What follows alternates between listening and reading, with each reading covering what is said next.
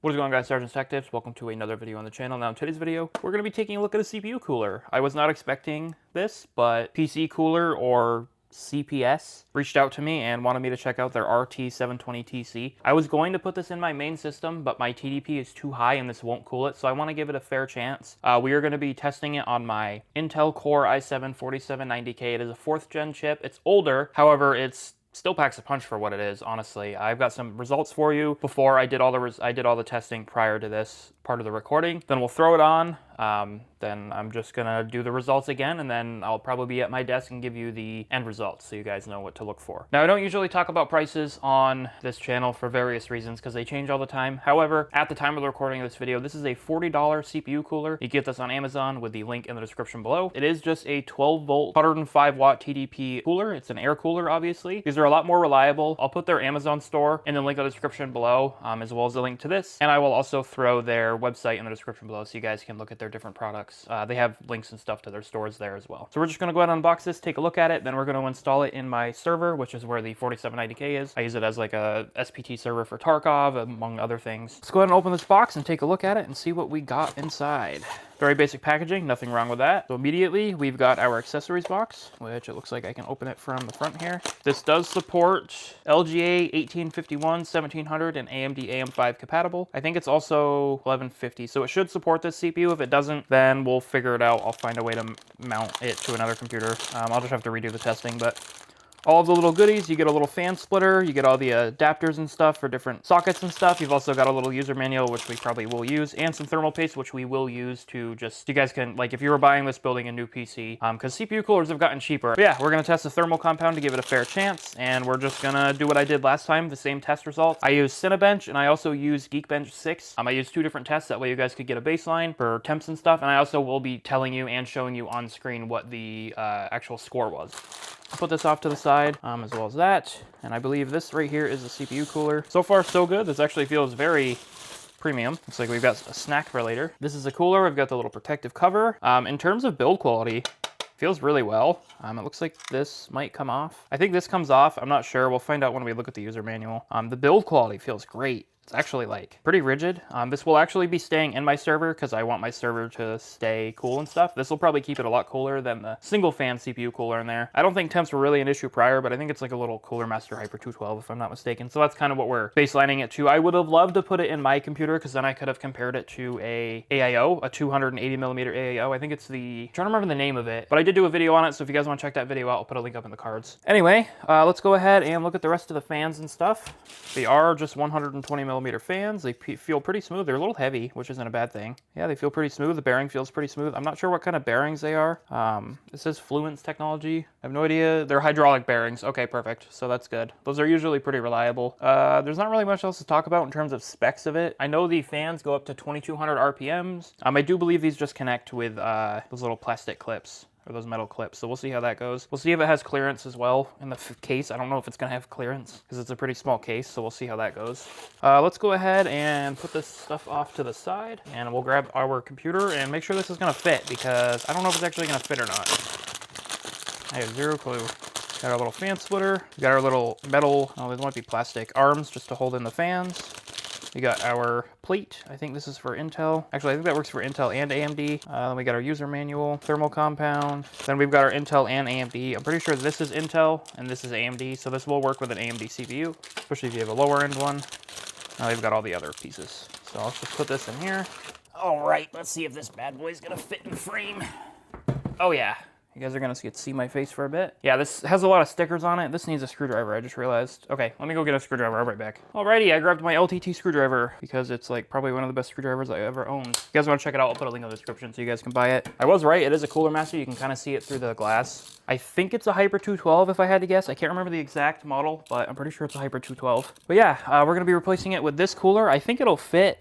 I'm not 100% sure. I'm going to assume it will. I'm hoping I don't have to take the back plate off. I actually don't know if it's going to fit in terms of height-wise. So once we take this off and clean it, we'll see if it's going to fit. I already scratched the top of this. Oh well. This thing is really dirty. There's dust everywhere. So this is a cooler we're going to be swapping out.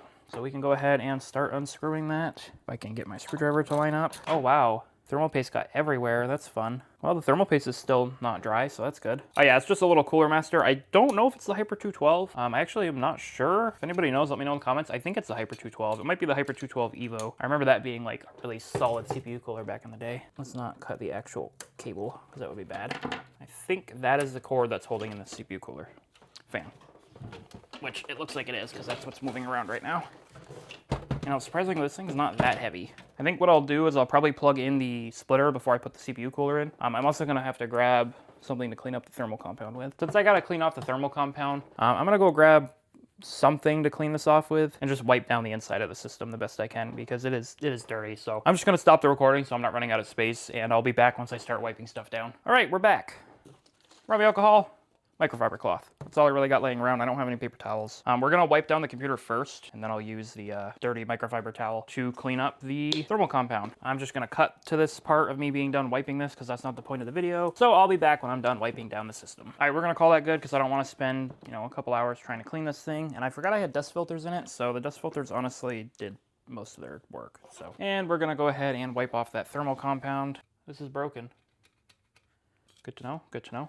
Well, it's a good thing I'm retiring this thing. I really hope this cooler fits now. Okay, well, we'll be back. I'll probably just speed this up while I sit here and mess with this for 20 minutes.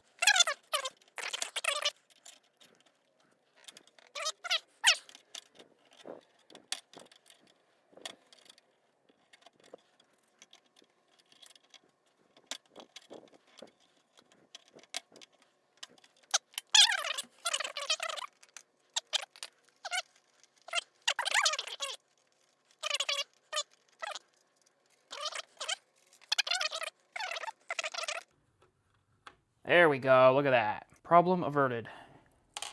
Now for the fun part. Oh, I think these are like slotted or something. So they like fit perfectly. Yeah, they're like slotted a little. We got the back plate out. Now for the fun part, we get to put the other one in. And hopefully it fits, because I don't actually know if it's gonna fit or not. Holy crap, it does. Look at that. Problem though, I didn't get these ready, so that's gonna fall out before I can even. I don't know which side needs to go. I'm assuming the slotted side would. That probably makes the most sense. These are not metal, by the way. These are plastic. Okay, you do go that way. Okay, so I was wrong. So you go the opposite to what I just said, because the threads aren't threading. So you go, instead of going that way, which I kind of just makes the most sense, you go this way for some reason.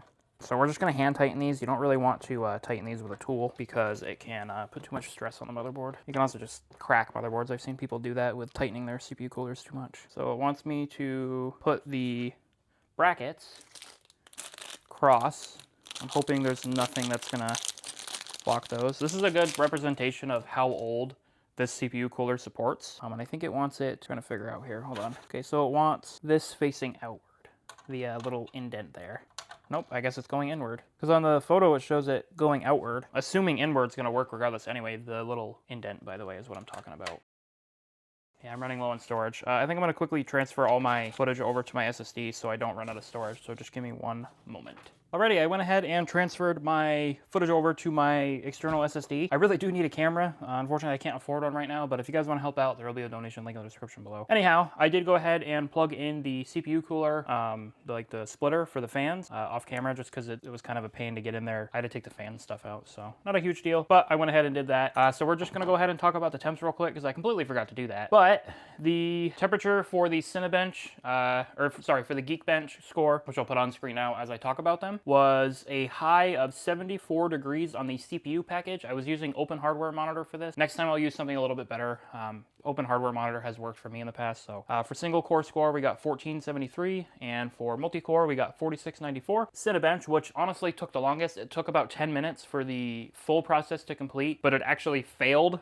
Well, it didn't fail, it just failed to finish, so it did finish. I think that took another 2 minutes if I had to guess. But we hit a maximum of 79 degrees on the CPU package, as well as 89 watts. I think it actually used less watts. It might have been thermal throttling, I'm not sure. I don't think so. I'm not sure what the T-junction of the CPU is. The TDP of this chip, by the way, is 88 watts if you guys are curious. Oh, T-case is what they called it. So it should be only hitting about 75 watt, roughly. That's what Intel's website says. So it's well up there, but it's not that high. And honestly, the CPU probably doesn't really care. But that's just those And then for the Cinebench score, we got 1219 points, just below the Intel Core 9 Ultra 9 288V, which doesn't sound like a lot, but it's only like 400 or 500 points off, maybe 600 points off if I'm counting right. I'm probably not counting right, but think about it.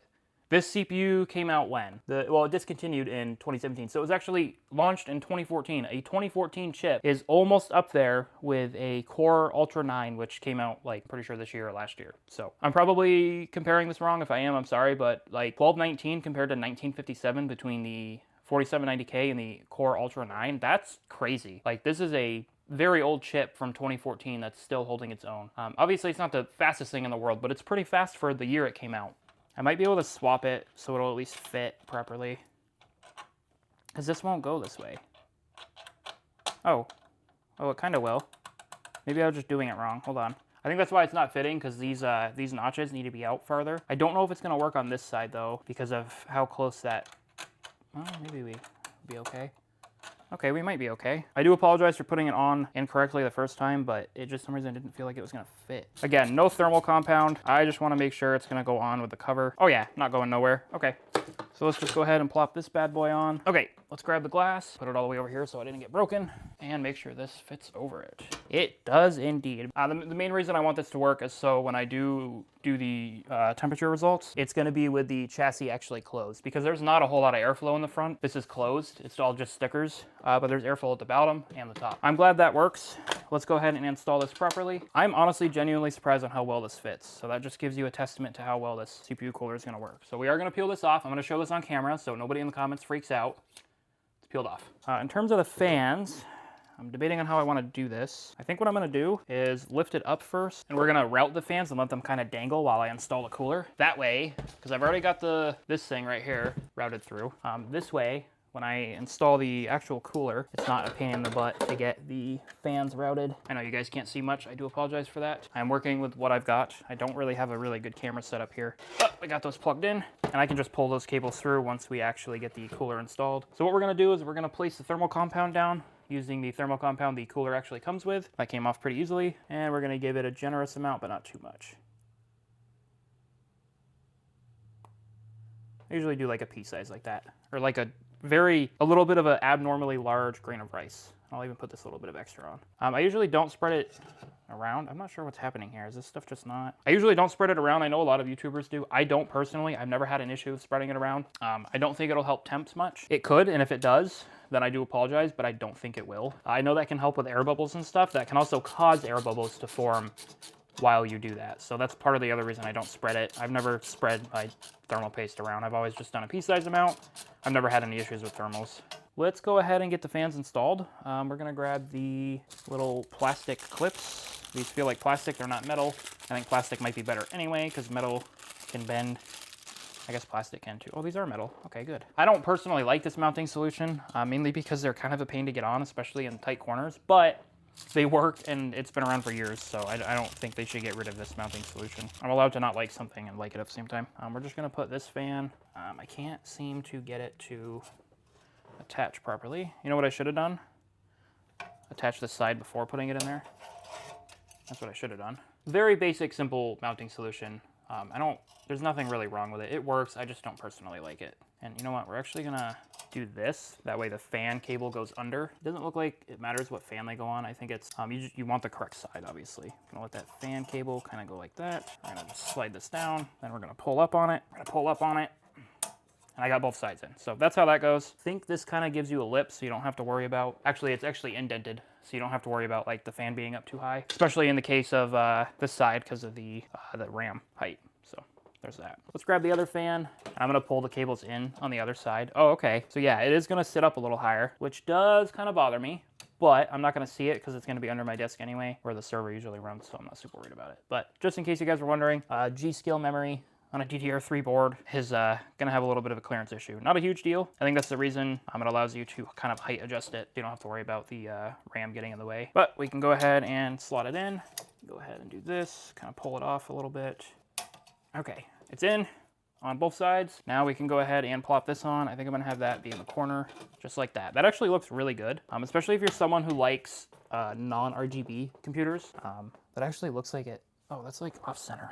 If you're like someone who likes non-RGB systems, this cooler is definitely for you. I think they do make RGB variants for those who do like RGB. Okay, I'm hoping the side panel will go on. We're not gonna know just yet. I'm gonna go ahead and quickly flip this around, and we can go ahead and plop. Oh, that went on pretty easily.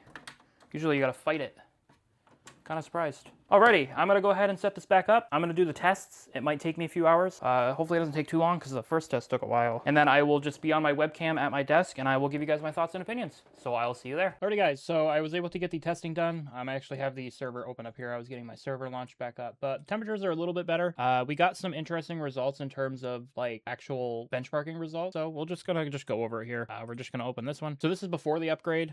We got CPU package is 74 degrees Celsius and our max CPU package for power being drawn from this chip was about 92 watts. And then we've got our Geekbench score, 1473 for single core, 4694 for multi-core. And I was going to try to compare it to other CPUs, but I couldn't figure it out. So I'm going to try to look into that later. And then this is before the upgrade with Cinebench. Our score was 1219. You can see we are directly below. I should probably be zooming in on these and I do apologize for that. I don't know how well, you might be able to see it pretty well, but we got 1219 on our actual Cinebench score. And as you can see in our open hardware monitor, our CPU package was about 79 degrees Celsius, and then our CPU package wattage being used was 89. I actually did go up to file and reset this every time I did a new test, just to make sure it was a fair comparison. Different cores are different temperatures, because that's just the way it reads. CPU package is generally the main CPU temperature I usually use. So after the upgrade, we got 68 degrees. We lost 2 degrees, if I'm not mistaken. I think technically... yeah, so 74, and then, yeah, so 74 degrees on Geekbench, and then if we go here, we got 68 degrees, so we lost a few degrees. We were able to go up a little bit on the watts on the chip, which is about 90 watts, which was nice, but yeah, we did get about 68 degrees Celsius on it, and it actually idles a lot lower. I don't know if you noticed, but I took these screenshots when it was idling. We got 33 degrees on idle before I started the Geekbench, and then we got 25 degrees on idle. So it's definitely better. It is a dual fan design for the CPU cooler, so that kind of makes sense. I think it's actually a really good CPU cooler, especially for the money. I think it's like about 40 bucks. I think if you need a cheap CPU cooler, just in terms of, you know, like a cheap CPU cooler, for example, for what I'm using it for a server, this would be a great option. Or you're building a budget system with a lower end chip, but you know, still a powerful chip enough to game, then I would definitely recommend the CPU cooler. For our Geekbench results, we got 1461 for single core, which I think was worse, and we got 4719 for multi-core. And if I remember right, we definitely got higher multi-core, but we got 1473 and then 1461. So we actually lost a little bit of single core, but we did gain some multi-core. I'm not sure why that's the case, but that is the case. So for Cinebench, we actually gained 1 point on our score. You can see we got 1220, and last time we got 1219. We were at 72 degrees Celsius and 88.1 watts. And if we just go back to the previous score, we got 89 watts and 79 degrees. And if we just go back again, 88 watts, 72 degrees. So we definitely actually went down in temperature, which is good. And then we actually, I think we gained some wattage, or did we lose it? Oh, we actually lost it, but maybe it didn't have to use as much watts because it wasn't trying as hard given it was being a lot cooler. So that's the CPU cooler. That is the, can't remember the name of the cooler off the top of my head. That is the RT720TC. If you guys want to buy the CPU cooler, there'll be a link in the description below. I do want to thank them for sponsoring this video, which was, just so I don't get it wrong, CPS PC Cooler. I do want to thank them for sponsoring this video once again. I want to also thank them for letting me look at one of their CPU coolers, and I hope we can continue. But yeah, if you guys enjoyed the video, drop a like. If you guys did not enjoy the video, please drop a dislike. Subscribe to the channel if you guys haven't done so already. Let me know what you guys want to see for future videos in the comments below. These videos do take a while, so I would definitely appreciate if you dropped a like and subscribed. Thank you guys so much for watching. I'll see you guys in the video, and peace out.